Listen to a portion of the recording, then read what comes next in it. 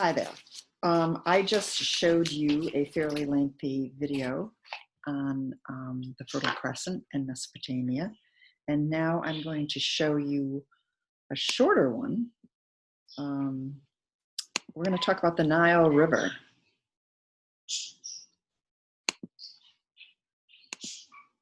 Okay, so this is just a 3 or 4 minute video. Actually, it's 5, and it's going to explain a little bit about that region of the world.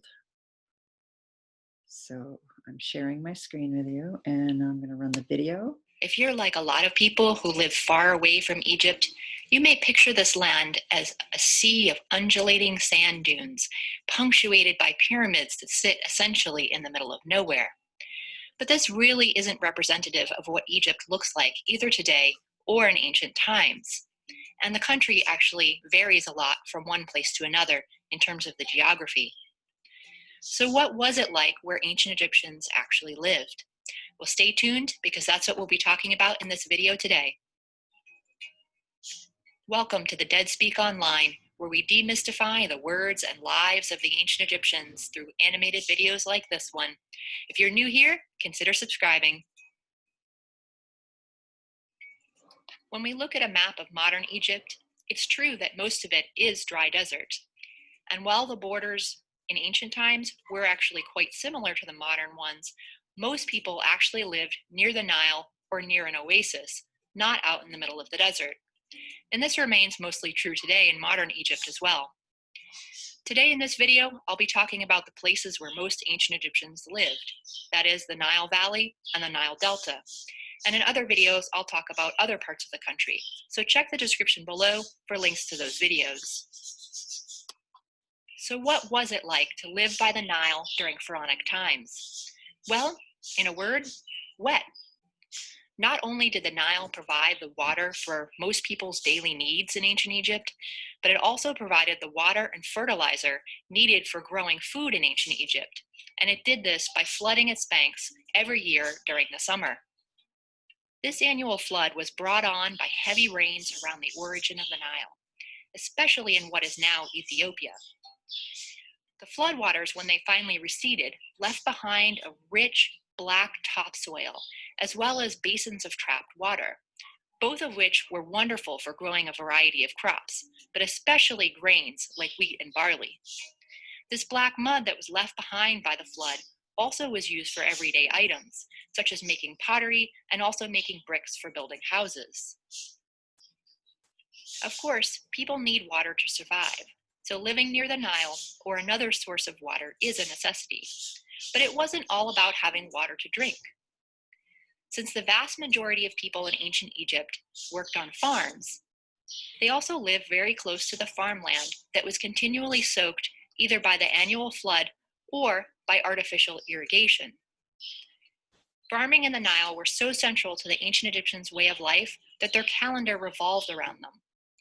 The year was divided into 3 seasons: the flood season, the growing season, and the harvest or drought season.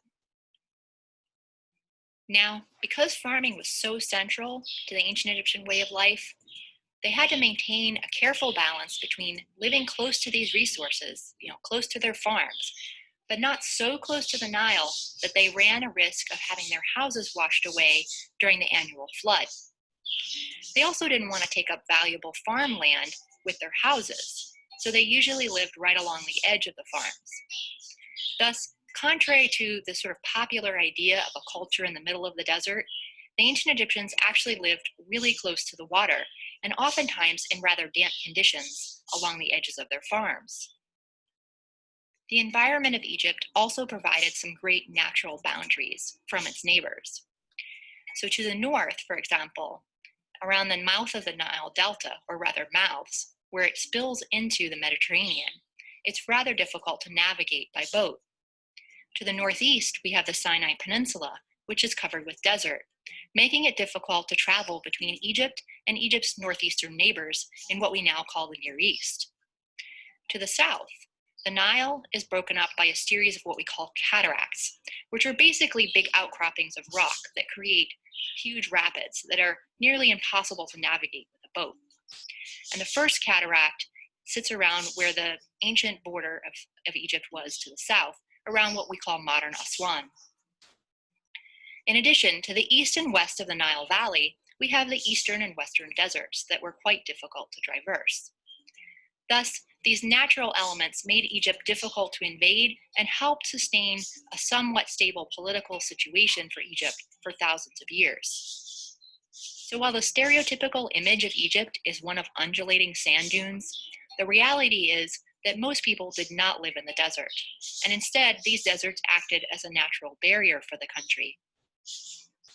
For most ancient Egyptians who lived along the Nile Valley or in the Nile Delta, life was instead actually pretty damp, and even sometimes quite muddy. If you're interested in learning more about ancient Egypt, make sure to check out my other videos and take a look at the links in the description below for a list of books that I recommend about ancient Egypt. If you've enjoyed this video, do give it a thumbs up, and don't forget to subscribe so that you don't miss future videos like this one. Thanks for watching, and see you next time. That's cool. So now we see a little bit about the geography of the Nile River and those who lived near it, but not that near to it. And now I'm going to share a diagram with you. This is going to be on your checkpoint. You're going to need this information, so pay close attention to this. We know that the Nile River had very fertile soil, and we know that the formation of deltas created that flow of water that created the irrigation. Taking a look at this explains the formation of a delta. Now you see all these little green, they look like little green islands toward the front of this, and the red arrows are pointing to them. Remember in my last video, I said that deltas are like fingers. Here you can see what I'm talking about. The river splits into what's called distributaries.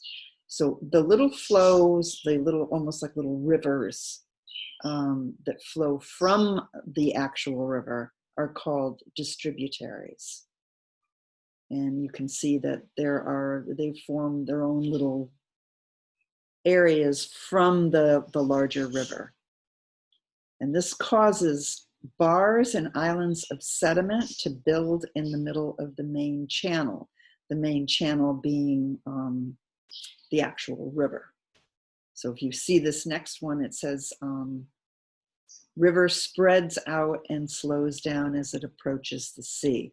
So you see the little white arrow right here.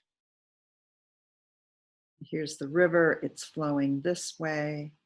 And because of these land bars or little islands, the water has to slow down.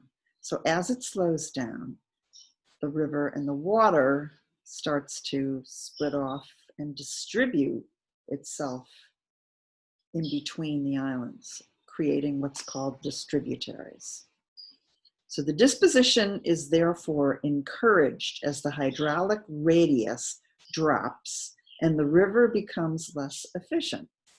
That's because it can't flow as fast as it has been flowing. So it has to slow down because there's barriers there. The islands are barriers. The biggest sediments are dropped first and the finest are farther away.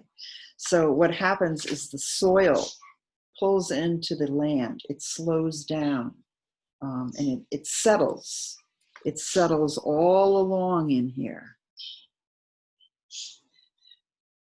The layers of sediment build up the delta out into the sea, which is here. And as the top becomes set, the top of the soil becomes set,